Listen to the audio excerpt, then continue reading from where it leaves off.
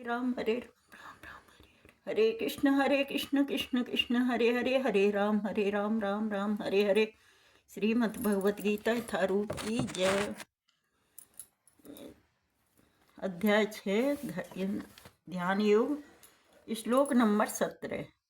युक्ताहार विहारस्य युक्तचेष्टस्य कर्मसु युक्तस्वप्नावबोधस्य योगो भवति दुःखः।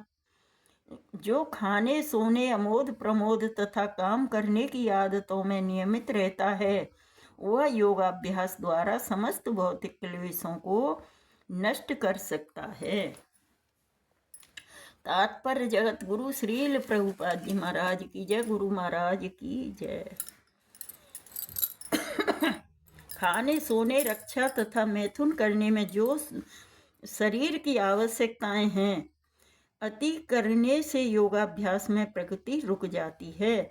जहाँ तक खाने का प्रश्न है तो इसे तो प्रसादम या पवित्रीकृत भोजन के रूप में नियमित बनाया जा सकता है। भगवत गीता 9.26 में के अनुसार भगवान कृष्ण को साग फूल फल अन्न दुग्ध आदि भेंट किए जाते हैं। इस प्रकार एक कृष्ण भावना भावित व्यक्ति को ऐसा भोजन न करने का स्वतः प्रशिक्षण प्राप्त रहता है जो मनुष्य के खाने योग्य नहीं होता या कि सतोगुणी नहीं होता। जहाँ तक सोने का प्रश्न है, कृष्ण भावना भावित व्यक्ति कृष्ण भावनामृत के कर्म करने में निरंतर सतर्क रहता है। अतः निद्रा में वह व्यर्थ समय नहीं गंवाता।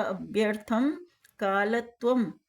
कृष्ण भावना भावित व्यक्ति अपना 1 मिनट का भी समय भगवान की सेवा के बिना नहीं बिताना चाहता, अतः वह कम से कम सोता है। इसके आदर्श श्रील रूप गोस्वामी हैं जो कृष्ण की सेवा में निरंतर लगे रहते थे और दिन भर में 2 घंटे से अधिक नहीं सोते थे और कभी कभी तो उतना भी नहीं सोते थे। ठाकुर हरिदास तो अपनी माला के 3 लाख नाम जपों का 3 लाख नामों का जप किए बिना तो प्रसाद ग्रहण नहीं करते थे और न सोते ही थे।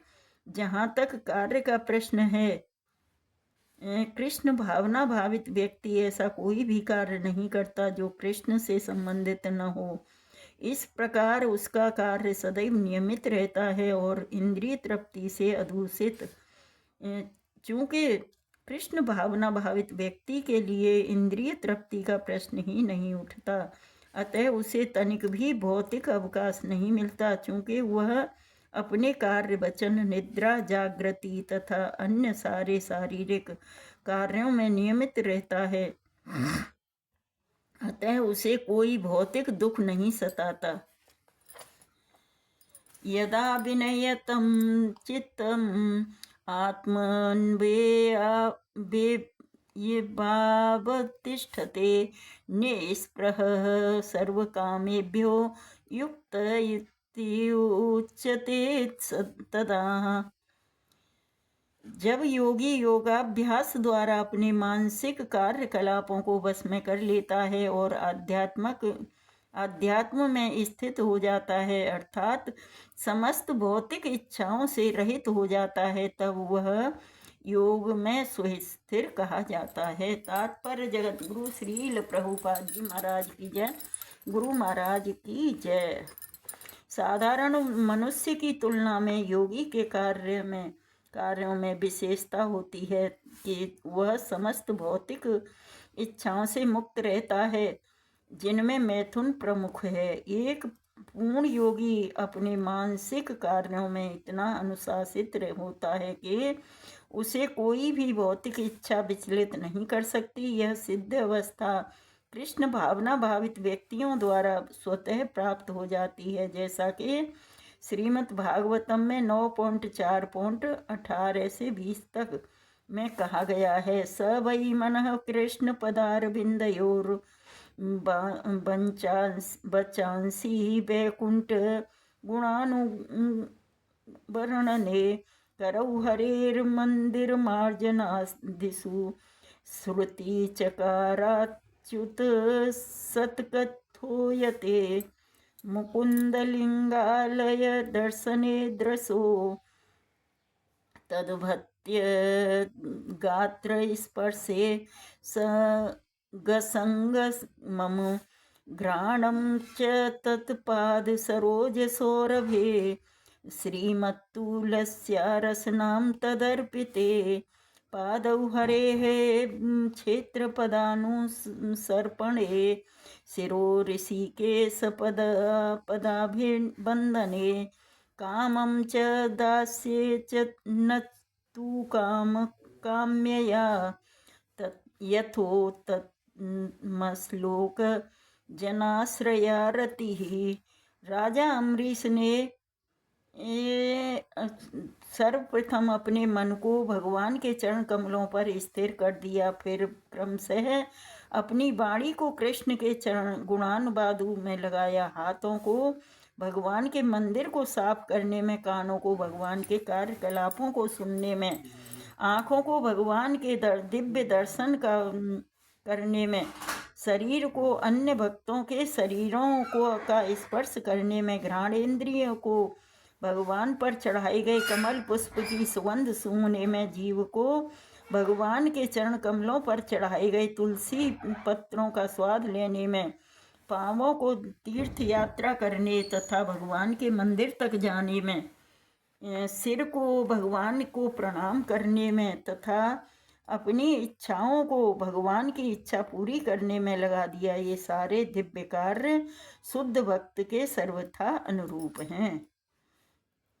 निर्विशेषवादियों के लिए यह दिव्य व्यवस्था अनिर्वचनीय हो सकती है, किंतु कृष्ण भावना भावित व्यक्ति के लिए यह अत्यंत सुगम एवं व्यावहारिक है।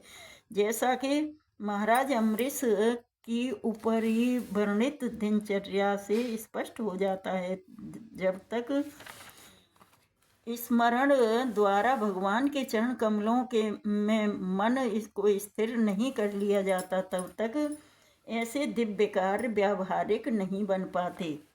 अतः भगवान की भक्ति में इन विहित कार्यों को अर्चन कहते हैं, जिसका अर्थ है समस्त इंद्रियों को भगवान की सेवा में लगाना। इंद्रियों तथा मन को कुछ न कुछ कार्य चाहिए, कोरा निग्रह व्यावहारिक नहीं है। अतः सामान्य लोगों के लिए, विशेषकर जो लोग संन्यास आश्रम में नहीं हैं, ऊपर वर्णित इंद्रियों तथा मन का दिव्य कार्य ही दिव्य सफलता की सही विधि है, जिसे भगवत गीता में युक्त कहा गया है। यथा दीपो निवातस्थो नेंगते सोपमा स्मृता योगिनो यत चित्तस्य युज्यतो योगमात्मनः। जिस प्रकार वायु रहित दीपक हिलता डुलता नहीं, उसी तरह जिस योगी का मन बस में हो जाता है, वह आत्म तत्व के ध्यान में सदैव स्थिर रहता है। तात्पर्य जगत गुरु श्रील प्रभुपाद जी महाराज की जय। कृष्ण भावना भावित व्यक्ति अपने आराध्य देव के चिंतन में उसी प्रकार अवचलित रहता है, जिस प्रकार वायु रहित स्थान एक दीपक रहता है। हरे कृष्ण कृष्ण कृष्ण हरे हरे, हरे राम राम राम हरे हरे। तो ये भगवान प्रभुपाद जी ने अपने आराध्य की चिंतन में ऐसा मतलब बताया है कि जिस प्रकार वायु रहित दीपक, मतलब बिना हवा लगे भी दीपक अगर जो बंद कर दिया जाए किसी में, तो वो जल नहीं सकता है।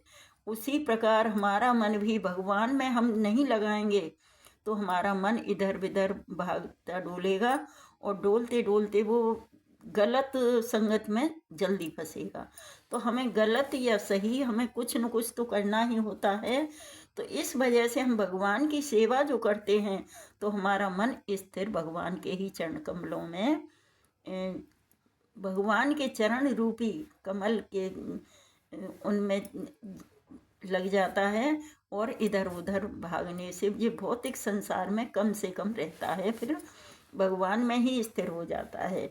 तो हम जिस प्रकार अमरीश महाराज ने अपनी सारी इंद्रियों को भगवान की सेवा में समर्पित कर दिया, भगवान से यही प्रार्थना है कि भगवान हमारे मन को भी, हमारी नेत्रों को, हमारे हाथों को, हमारे पैरों को, हमारे मन को अपने ही चरण कमलों में स्थिर लगाए रखें। भगवान श्री कृष्ण हमारे ऊपर इतनी कृपा करें। हरे कृष्णा कृष्ण कृष्ण हरे हरे, हरे राम राम राम हरे हरे। श्रीमद् भगवत गीता यथारूप की जय। हरे कृष्णा।